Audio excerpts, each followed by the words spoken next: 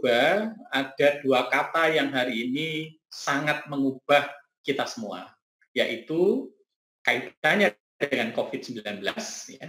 Dan yang kedua adalah disruption teknologi. Ini semua yang kemudian menjadi sebuah isu besar, kemudian mengubah tata kehidupan kita, pola pendidikan kita, termasuk juga mengubah bagaimana struktur yang sekarang ini terjadi di Indonesia.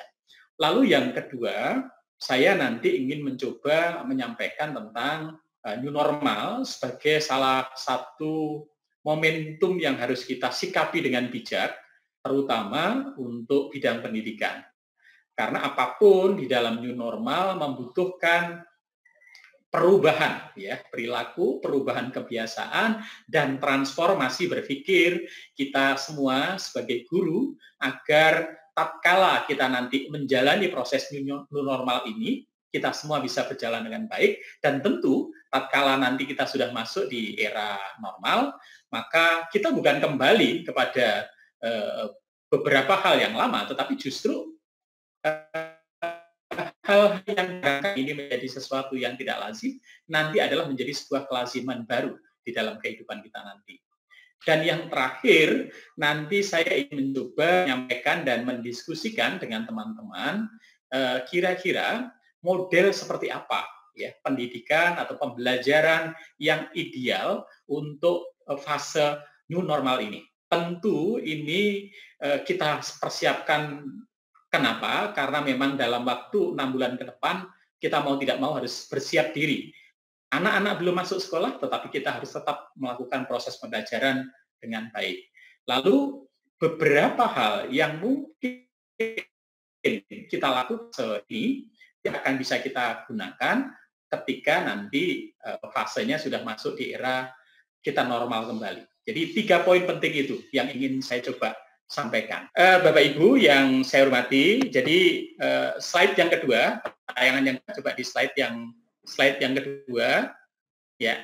Oke, jadi tadi sudah saya jelaskan bahwa kita akan menyampaikan 3 poin penting, yaitu COVID-19 dan disruption digital, pendidikan era new normal dan model pembelajaran apa yang sesuai di era new normal itu. Berikutnya, coba. Oke, Bapak Ibu yang saya hormati, jadi tampaknya kita ini kan suka atau tidak suka, sedang mengalami sebuah perubahan yang luar biasa. Perubahan itu dipicu, salah satunya yang sekarang kita rasakan adalah COVID-19. Coba kita lihat hari ini, ya, ternyata COVID-19 mampu mengubah segalanya di sekolah itu.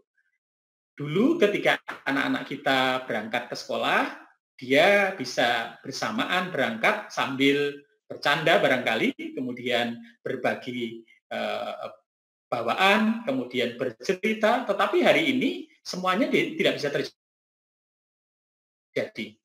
Berangkat dengan jarak tertentu, mereka harus mengenakan standar COVID yang harus dipenuhi, kemudian tidak bisa berbicara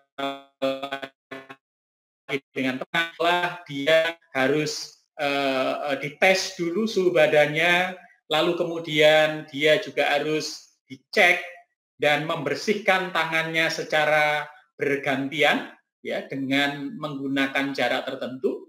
Lalu juga mereka harus yang sebelumnya dengan guru ketemu harus salim, kemudian mereka bisa mencium tangan, tapi hari ini semuanya tidak bisa.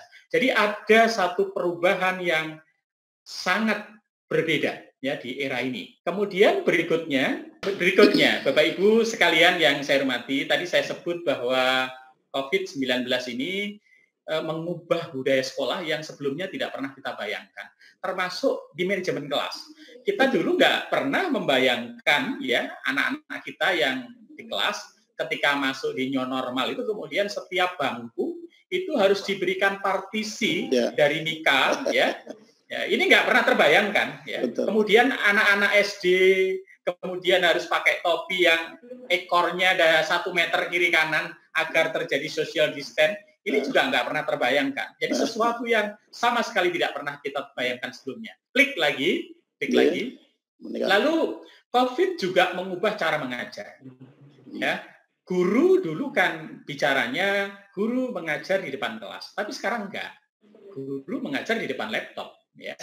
Nah, anak-anak kita ketemu dengan gurunya juga tidak langsung, tetapi dengan menggunakan ruang maya, ya, kemudian jarak antara guru dengan anak harus diatur sedemikian rupa sehingga semuanya harus memenuhi protokol COVID. Ya.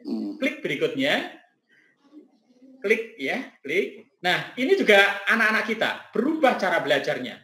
Anak-anak kita belajar di depan komputer, dia diskusi dengan temannya menggunakan daring, dia belajar sambil makan, guru juga demikian. Jadi sama sekali berubah. Klik lagi. Kemudian orang tua yang sebelumnya mungkin tidak terlalu fokus untuk membantu mengerjakan tugas-tugas anak, mendampingi di rumah, sekarang hari ini orang tua waktunya lebih banyak untuk ketemu dengan anak-anak kita di rumah. Orang tua yang sebelumnya tidak pernah terpikirkan saya akan menjadi guru pengganti, hari ini anak-anak kita itu harus, orang tua kita harus memerankan menjadi guru pengganti. Sesuatu yang tidak pernah terbayangkan sebelumnya. Sehingga mereka terpaksa harus melek IT, mereka harus tahu tentang materi pembelajaran anak dan sebagainya. Ini sungguh sesuatu yang sangat berbeda dan tidak pernah kita bayangkan sebelumnya. Klik lagi, ya. Klik lagi, Pak. Ya, ini bahkan pengalaman mahasiswa saya. Klik lagi, masih di atas kliknya. Mahasiswa saya ini bukan terus naik lagi. Naik di atasnya. Di atasnya, ya. Enggak di atasnya. Klik turun, naik di atasnya. Lagi. Di atasnya. Lah ini menarik. Klik satu. Klik satu. Nah, bukan. Yang ini. Klik lagi. Klik ya ke bawah. Ke bawah lagi. Bawah. Oh, klik satu ke bawah. Nah, ini pengalaman menarik ya, pengalaman menarik.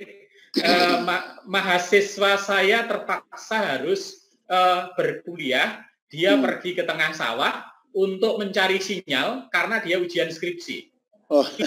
Ini mungkin nggak pernah terbayangkan sebelumnya ya. Mahasiswa itu harus di tengah sawah ujian skripsi membawa laptop. Mungkin bagi petani itu ini apa-apa nih mahasiswa di tengah sawah ini ya. Tapi itu sesuatu yang nyata dan harus dijalani. Termasuk beberapa orang sekolah itu melakukan wisuda dengan robot. Ya, tidak lagi yang hadir adalah mahasiswanya, tetapi hanya diwakili oleh robot yang kemudian setiap kali robot maju diganti wajahnya menjadi wajah dari para wisudawan itu. Ini sungguh sesuatu yang tidak pernah terpikirkan sebelumnya. Lalu berikutnya, kata kunci yang membuat kita berubah hari ini adalah industri 4.0. Ya. Di industri 4.0 itu pasti yang kita bicara tentang artificial intelligence, kita berbicara tentang Internet of Things, Big Data, dan sebagainya. Dan itu mengubah peta. Peta yang pertama berubah adalah peta kompetisi. Itu berubah. Ya. Coba naik lagi. Ya, ini dulu. Ya.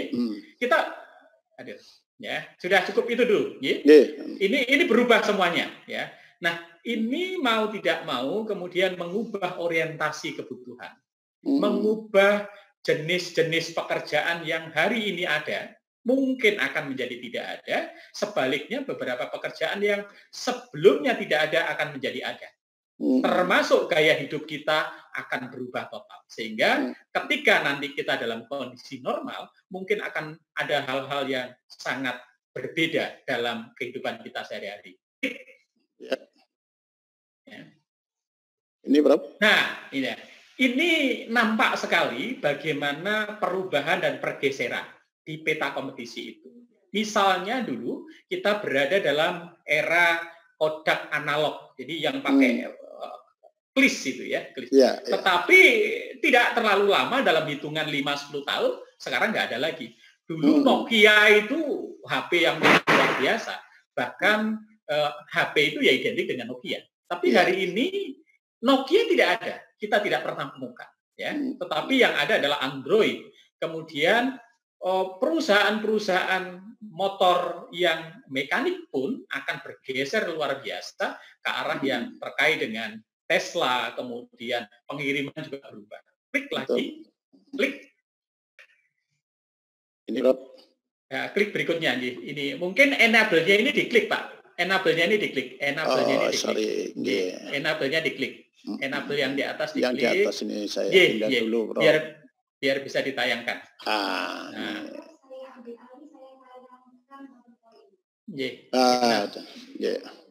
Enable-nya diklik. Nah, ini. Belum. Belum.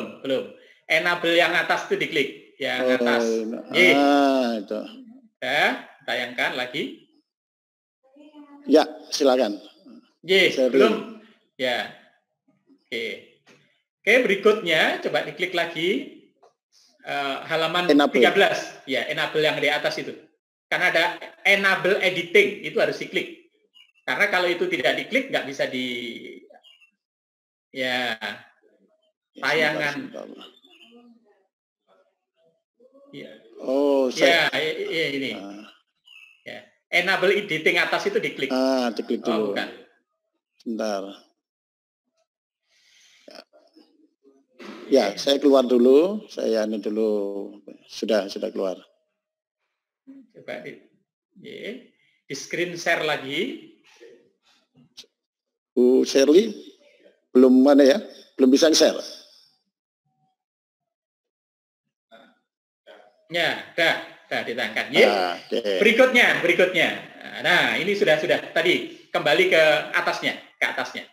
Nah, ini kita juga sekarang sedang mengalami sebuah perubahan terkait kebutuhan. Ya, kebutuhan kita ini berubah. Kalau dulu teorinya Maslow itu kebutuhan dasar itu adalah makan, minum, baju, ya itu adalah kebutuhan dasar. Tapi hari ini tampaknya kebutuhan dasar itu perlu dikoreksi kembali karena orang lebih membutuhkan wifi, baterai daripada makan. Jadi kalau orang pergi ke warung kopi itu sesungguhnya bukan untuk minum kopi, tapi dia mencari wifi, tapi untuk mencari wifi syaratnya harus beli kopi, gitu ya. Jadi bergeser. Hari ini hampir 94% kaum milenial kita semua sudah terkonek dengan komputer. Klik lagi, diklik, klik. Kemudian industri 4.0 mau tidak mau akan mengubah peta pekerjaan. Akan ada 19.000 jenis pekerjaan baru yang sebelumnya tidak pernah kita bayangkan, tetapi sekaligus kira-kira akan ada 3.000 lebih pekerjaan yang juga menjadi tidak ada. Saya tidak tahu, jangan-jangan guru itu nanti ada tapi butuhnya nggak banyak. Karena ketika menggunakan IT, satu guru saya bisa mengajar dengan kelas paralel yang luar biasa. Ini barangkali hal-hal yang perlu kita pikirkan. Termasuk, ya, jangan-jangan anak-anak lebih menyukai belajar menggunakan ruang guru, internet, dan sebagainya dibanding yang lain. Saya nggak tahu persis, tetapi kita akan amati bersama dan kita harus mengawal itu, memastikan itu, agar guru sebagai sebuah pekerjaan tidak terdisruption oleh perubahan teknologi. Klik berikutnya. Nah, kita juga sedang berada dalam era di mana ada informasi yang luar biasa banyak. Saking banyaknya kita menjadi susah mana informasi yang betul dan mana yang tidak betul. Nah, saking banyaknya informasi ini, kemudian muncul istilah ini yang dicari orang dan menjadi viral. Apa? Trading topic. Jadi kalau sudah trading topic, itu sesuatu yang luar biasa. Klik lagi. Industri 4.0 juga akan merubah perilaku dan gaya hidup kita. Ya. Mau tidak mau muncul kebiasaan baru, di mana setiap 4 menit kita menoleh HP, lalu pubbing itu adalah orang yang tidak bisa terlalu lama untuk tidak membawa HP. Ya. Kemudian game online dan sebagainya, ini tentunya adalah dampak-dampak negatif yang muncul ketika industri 4.0 itu bergerak. Termasuk juga ada perubahan yang berbeda dalam gaya hidup. Apa? Ternyata 79% kaum milenial kita itu begitu bangun tidur, yang dibuka itu adalah HP pertama kali dalam 1 menit. Saya nggak tahu apakah kita juga melakukan hal serupa ataukah kita mungkin lebih dari waktu itu. Klik lagi. klik lagi, klik berikutnya, diklik, halo. Nah, eh, Industri 4.0 juga mengubah konsumen, ya, karakteristik konsumen. Kalau konsumen dulu itu ketika dia sedang makan, dia sedang membeli sesuatu, ya dia hanya mengkonsumsi, jadi mengkonsumsi saja. Kalau dia makan, ya dia hanya ingin makanan itu enak, nggak berpikir tempatnya nyaman atau tidak, ada akses wifi-nya atau tidak, itu bagi mereka tidak penting. Lalu sekarang enggak, ketika orang membeli makanan, dia juga sudah mulai berpikir tempatnya enak enggak, kemudian ada wifi-nya enggak, karena ada spot selfie-nya enggak. Itulah yang kemudian mereka akan potret, kemudian sharing. Ya, dia akan berbagi tentang pengalamannya dia makan tadi. Kalau dia sharing, maka akan terbentuk hal baru yang namanya shaping, terbentuk branding baru. Nah, ini barangkali sangat berbeda dengan pola gaya hidup sebelumnya. Klik lagi, ya, diklik. Nah, klik lagi, klik lagi. Nah, tantangan kita apa? Tantangan yang harus kita hadapi, setidaknya saya membaca ada 3 hal di era new normal ini. Satu, kita tidak pernah tahu kapan akan berakhir. Maka ketika Bapak Ibu guru ditanya di sekolah oleh orang tua, Bapak Ibu kapan harus masuk? Maka Bapak Ibu tidak akan bisa menjawab dengan tepat. Kenapa? Karena Bapak Ibu juga bergantung dengan, ya, keputusan yang tidak mampu Bapak Ibu jangkau, kebijakan yang tidak berada dalam ranah Bapak Ibu sekalian. Yang paling bisa kita lakukan hari ini adalah kita menyiapkan skenario terburuk. Apa skenario terburuk? Mungkin dalam 1 semester ke depan kita nggak bisa tatap muka dengan anak-anak. Proses pembelajaran belum bisa berlangsung. Ya. Yang kedua, mau tidak mau karena COVID berjalan, kita harus menjalani hidup kita sehari-hari, maka mau tidak mau kita harus berdamai dengan COVID-19 ini. Untuk itu butuh perubahan pola hidup baru, cara hidup baru, SOP baru, ya. Dan tentu yang ketiga adalah wajah sekolah kita harus berubah. Wajah sekolah baru, ya. Yang saya menyebut dengan istilah smart school. Apa smart school? Sekolah yang memanfaatkan digitalisasi sebagai elemen penting di dalam pelayanan di sekolah itu. Dan sekolah yang meskipun berbasis digital, tetapi dia selalu mengedepankan prinsip-prinsip humanisasi. Jangan sampai kemudian ketika digitalisasi berlangsung, lalu hubungan kita dengan teman, anak dengan guru, terdegradasi dengan teknologi, akhirnya yang terjadi adalah kita menjadi asing, ya. Hilanglah nilai-nilai kemanusiaan. Itu yang harus kita hindari.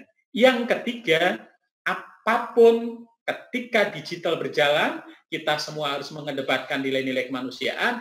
Hal yang tidak kalah penting adalah naturalisasi. Bagaimana menumbuhkan kesadaran baru untuk menjaga keseimbangan dengan alam itu. Dan semua itu membutuhkan satu kata, apa? Transformasi berpikir kita semua di dalam dunia pendidikan. Klik berikutnya. Nah, kalau kita bicara tentang new normal, sesungguhnya pertanyaan kritisnya adalah, hari ini kita itu sudah new normal atau belum? Kalau kita merujuk kepada standar WHO, sebuah wilayah, sebuah daerah disebut new normal tatkala memenuhi setidaknya 6 syarat. Ya, 6 syarat. Kalau syarat 6 syarat itu terpenuhi, baru kita disebut new normal. Tapi pertanyaannya, 6 syarat ini kita sudah penuhi belum? Misalnya, 1, terbukti transmisi COVID bisa dikendalikan. Artinya apa? Setiap hari sudah nggak ada pertambahan. Relatif sudah stabil. Nah, hari ini kita sudah stabil belum? Di daerah tertentu trennya malah masih naik, meskipun di daerah yang lain sudah mulai stabil dan turun. Yang kedua, kesehatan masyarakat, kapasitas sistem kesehatan, itu sudah mampu mengisolasi, menguji, melacak, mengkarantina.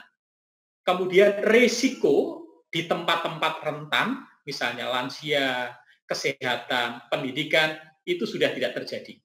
Tempat kerja sudah aman, lalu risiko penyebaran bisa dikendalikan, masyarakat juga terlibat aktif dalam transmisi. Sementara hari ini di beberapa daerah, ya, kita sadari peran masyarakat belum. Mereka cenderung lebih dalam tanda petik tidak tertib ya untuk menjalankan seluruh anjuran itu.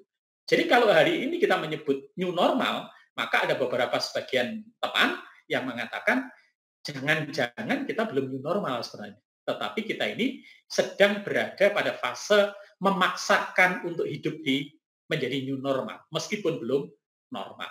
Klik berikutnya. Nah, kegiatan belajar